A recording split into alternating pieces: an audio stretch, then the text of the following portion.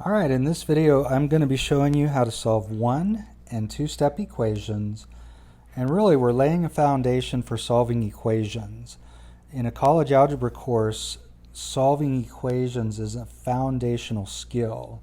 It's going to be important throughout the course. And one thing I want to say is it really doesn't matter how you solve the equations. What I'm going to show you here is one approach. And I've found that many students who had weak equation solving skills have benefited from this approach. So if you feel like you have some room to improve, or if you just be willing to look at this and see what you think, this is a long-term approach to solving equations.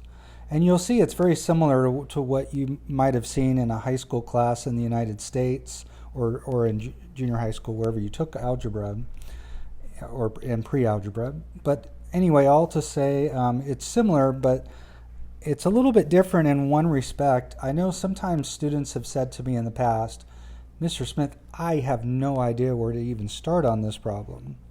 So with this approach, you'll never have that problem. So let's go ahead and get started. So the first thing I would ask you to do is see if you can solve 1 through 6, or do as many as you can, and then restart the video. Alright, so let's see how you did. On number 1, you should have gotten -6. Number 2 is -4. Number 3 is -9. Number 3 is -9. Number 4 is 20. Number 5 is 5/2. And number 6 is 18. Alright, so did you go 6 for 6? Or maybe you missed a couple. All right, let's go ahead and look this over. So here's the approach that I'm going to be using. Now, if you look at so we'll get to that in a second. If you look at number 1, it's not hard to do this in your head, particularly if you know how to add your integers. So you're thinking, okay, what number do I add to 2 and I get -4? Well, that would be -6. So we say -6 is the solution. Now I'm just reasoning out in my head, trying to figure out what works, what makes the equation true. And again, we call that the solution. Now, the approach that I'm going to use is quite different. We're not just, see, the problem is as the equations get more difficult, you can't just reason it out by looking at it. You've got to have some equation solving skills. And so that's what we're building here. Okay, so first of all, our goal in this approach is to isolate x, which is our variable, whatever it is. It doesn't have to be x, it could be any letter. So to isolate x, or to get the variable by itself. That's our goal. So when I look at number 1, I'm not thinking what plus 2 is -4. I'm thinking, how can I get rid of that 2 so that my x is by itself? Now, in using this approach, there's going to be 2 key principles that we're going to use. And the first one is whatever you do to one side, add, subtract, multiply, or divide. So add 2 to both sides would be one example. Whatever you do to one side must be done to the other side. And the other one is what I call the rule of opposites. All right, so let's see how this is done. On number 1, again, I'm trying to get rid of the 2 there so I can get x by itself. I have a plus 2 there. The opposite of adding 2 is subtracting 2. So we'll subtract 2 from each side. And by the way, these are all one-step equations on this first page here. So we'll subtract 2 on each side. We get x is equal to -6. All right, on number 2, now it doesn't really matter that the y is on the right. If you wanted to write y minus 3 equals -7 and then solve it, you could certainly do that. If 2 expressions are equal, it doesn't matter which side they're on. Just don't change the order of the terms. So I'm just going to leave it as it is though, and I'm looking at this -3 and I'm thinking, how do I get rid of the -3? Well, the opposite of subtracting 3 is adding 3. So I'll add 3 to both sides. So I'm going to get y on the right, because these add up to 0. And -7 plus 3 is -4. Now look at number 3. Notice this is 4 times x is equal to -36. So the opposite of multiplying by 4, again, I'm trying to get rid of that 4. The opposite of multiplying by 4 is dividing by 4. So I'll divide each side by 4. Now notice I use the division bar when we do division. So 4 divided by 4 is 1. We're going to get 1x or x, and on the other side you get -9. Now on number 4, notice you have d divided by 10. So what's the opposite of dividing by 10? Well, that would be by multiplying by 10. So our 10s cancel here. You're left with d is equal to 20. On number 5, you're going to try to get rid of that 2. It's 2 times x. The opposite of multiplying by 2 is dividing by 2. So our 2's cancel, and we're left with x equals 5 over 2. And again, notice it really doesn't matter which side I put the x on, although we tend to like it on the left. All right, so number 6 is actually an equation that a lot of people would solve using 2 steps, but I want you to see there is a way to do this with 1 step. See, the thing is, I really would like to get a 1x here. So how can I do that? Well, knowing what we know about multiplication of fractions, you may recall that when you multiply reciprocals, you get 1. And so in fact, if I multiply each side by 3 halves, 3 halves is the reciprocal of 2/3. When I multiply those, I'm going to get 1x, or just x. And now on the other side, I'm going to write that as 12 over 1, and we'll multiply our numerators and we'll multiply our denominators. We get 36 over 2, which reduces to 18. All right, so at this point, I would encourage you to see if you can do this and solve the other 5 problems here, and then watch the video and see how you did. All right, so let's see how you did. So you should have divided both sides by 4, and so you're going to get x equals, because here the 4's cancel, 30 over 4 reduces to 15 halves. Just divide each of those by 2. Now if you said 7.5, that's not wrong, but don't avoid fractions. You're going to run into a lot of fractions along the way in college algebra, and you need to be comfortable with that. Sometimes when we write something as a fraction, it's actually a more accurate answer, because a lot of times with fractions, if you divide them, you get a decimal answer that you have to round. And so if you're rounding the answer, it's not as accurate as the fraction form. All right, so let's look at number 8. You have division by -8, so you should have multiplied both sides by -8. On the left, you get 88, and on the right, you're going to get m. So m is 88.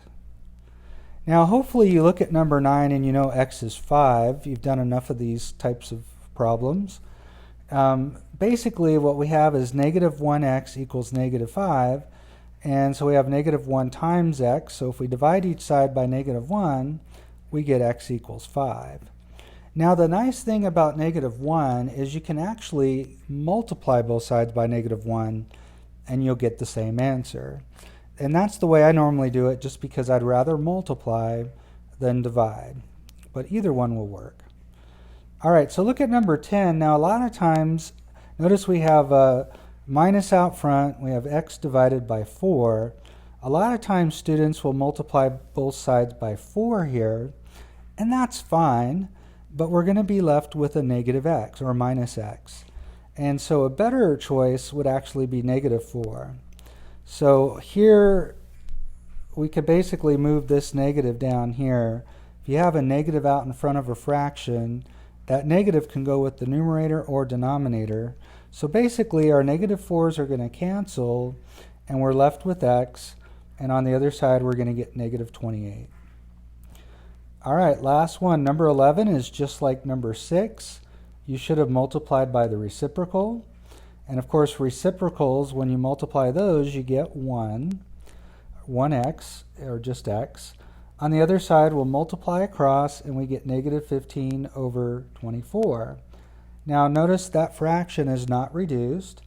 You can divide the numerator and denominator by 3, And so you're going to get x is equal to negative 5/8. All right, so I do want to point out, and some of you may have noticed this, we could have divided by 3 here and here. We get 1 or negative 1.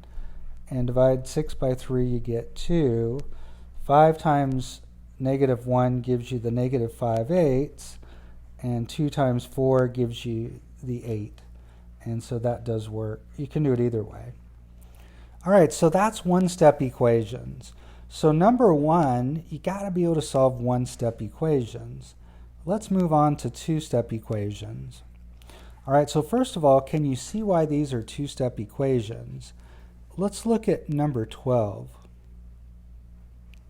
See, the thing is, in order to get x by itself, I'm going to have to get rid of that 4 by dividing both sides by 4. And in order to get rid of that minus 9, I'm going to have to add 9 to both sides. It's going to take 2 steps. So these are what we call two-step equations. That's how all of these are. Now, the question I would ask you, though, is what do you do first?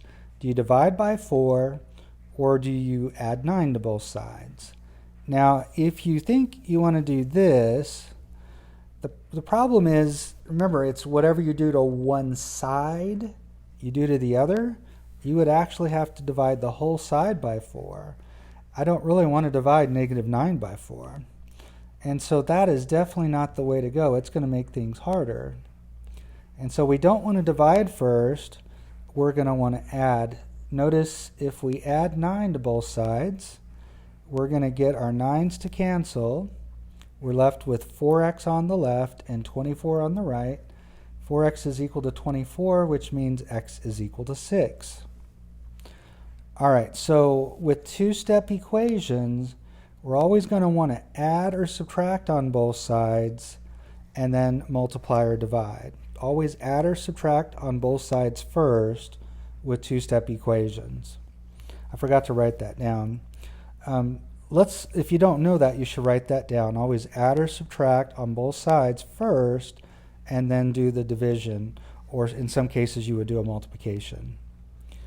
All right, so let's see. I would encourage you actually to do 13 through 15 and then check your answers on the video.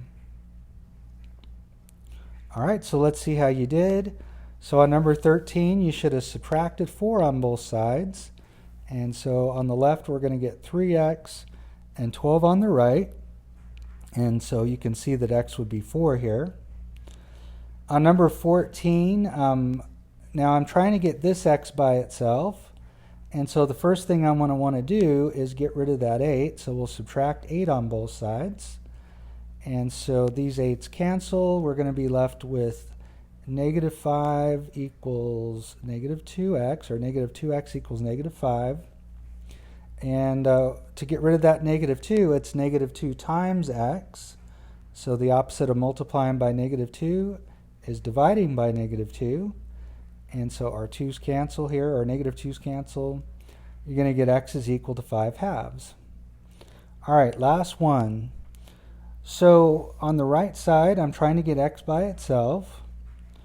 And so, let's get rid of this mark here. So the opposite of, so this one's a little bit tricky. You're going to want to subtract 2 on both sides first. If that's not obvious, one thing you could do is write the terms in the order we normally would. You'd normally put your x term, and then your constant term. And so now it's a little more clear. You're going to want to subtract 2 on both sides first. And you're going to get negative 9x is equal to 6. And then we're trying to get rid of that negative 9 here. So we'll divide both sides by negative 9. And so we're going to get x equals negative 2/3. Now, one of the things I haven't shown you that I just want to point out, the nice thing about solving equations is you can always check your answers. So for 3x plus 4 equals 16, we're saying that x is 4. And so we're going to get 12 plus 4 equals 16 when we plug that in. And that is true, so you can see that 4 is the solution to our equation. So you can always check your answers this way. All right, so that's it for 1 and 2-step equations.